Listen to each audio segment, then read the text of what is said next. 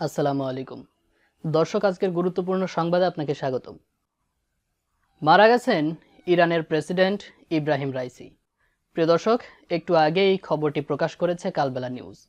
তো তারা কি বলেছে চলুন পড়ে শোনাই আপনাদের। ইব্রাহিম রাইসি মারা গেছেন। ইরানের প্রেসিডেন্ট ইব্রাহিম রাইসিকে বহনকারী হেলিকপ্টারের ধ্বংসাবশেষের সন্ধান মিলেছে দুর্ঘটনার প্রায় ১৬ ঘন্টা পর। তবে প্রেসিডেন্ট রাইসি, দেশটির পররাষ্ট্রমন্ত্রী হোসেন আমির আবদুল্লাহিয়ান ও পূর্ব আজারবাইজানের গভর্নর মালেক রহমতি কেউই আর বেঁচে নেই। ইন্না লিল্লাহি ওয়া ইন্না ইলাইহি রাজিউন।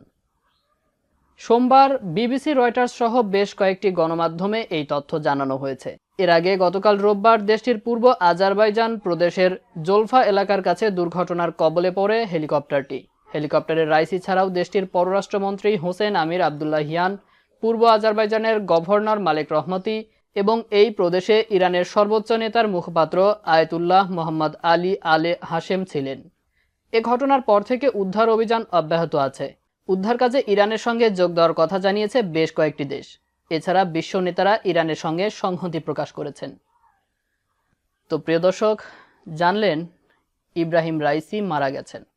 এই বিষয়টি নিয়ে আপনার মন্তব্য অবশ্যই কমেন্ট করে জানাবেন। আজকের মতো নিউজটি ছিল এটুকুই। ফিরছে আগামী কোনো ভিডিওতে নতুন কোনো টপিক নিয়ে। আল্লাহ হাফেজ।